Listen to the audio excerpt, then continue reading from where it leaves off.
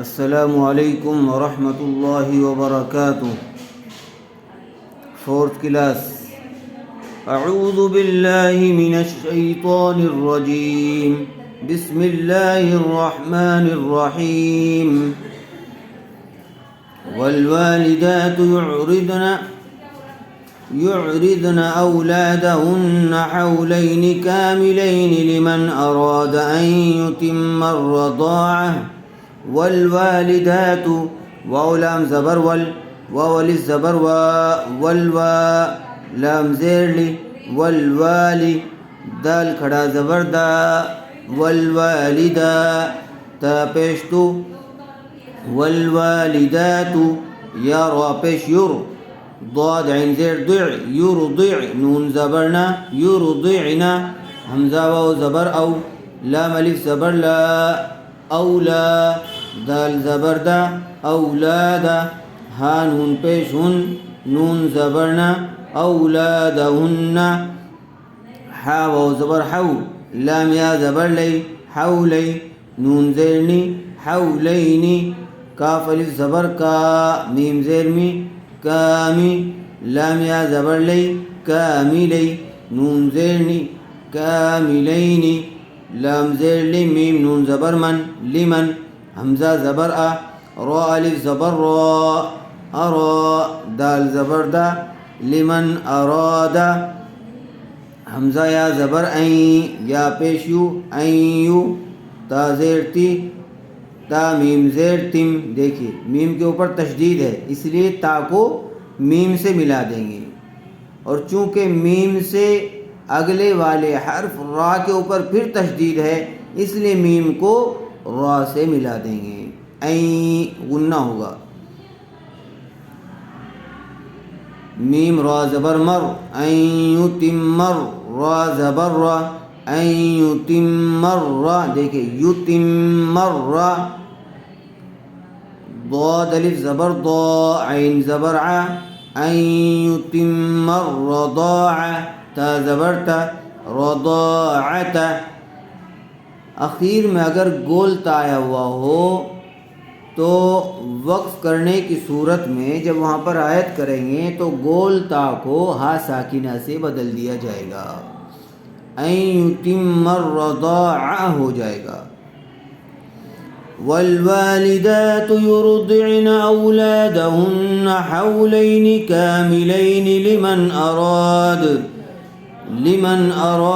لمن تنوین کے بعد حمزہ آئی ہوئی ہے، اس لیے اظہار کا قاعدہ ہوگا، بغیر غننے کے جلد اظہار کر کے پڑھیں گے۔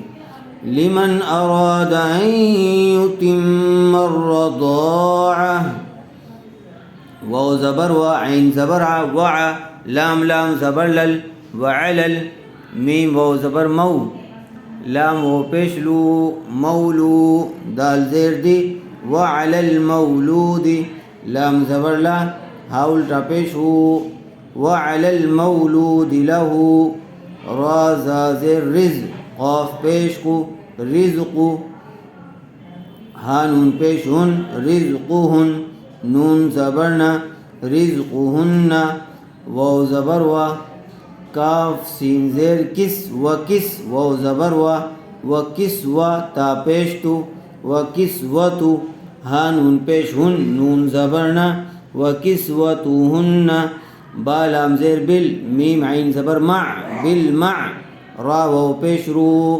بالمعروف ہا زیر فی بالمعروف وعلى المولود له رزقهن وكسوتهن بالمعروف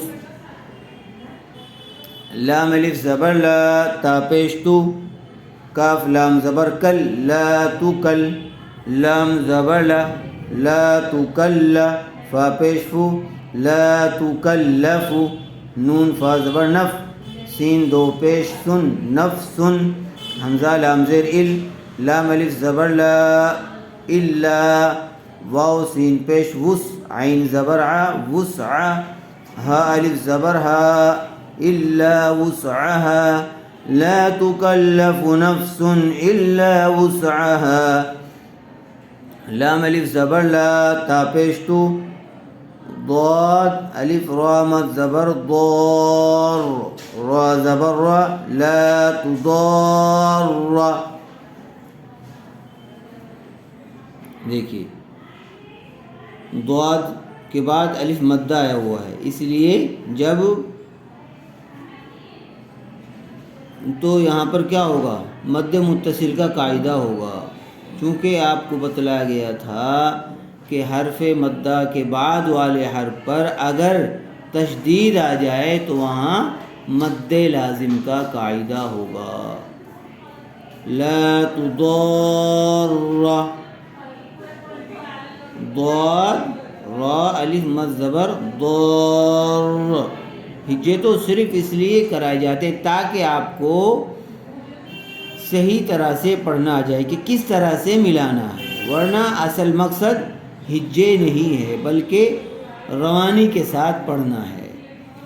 لا تضار والدة بولدها والدة.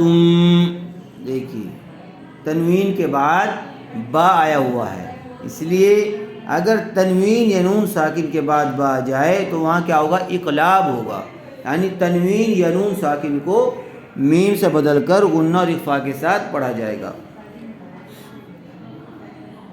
لا تضار والدة بولدها ولا مولود له بولده وعلى الوارث مثل ذلك فإن أرادا فصالا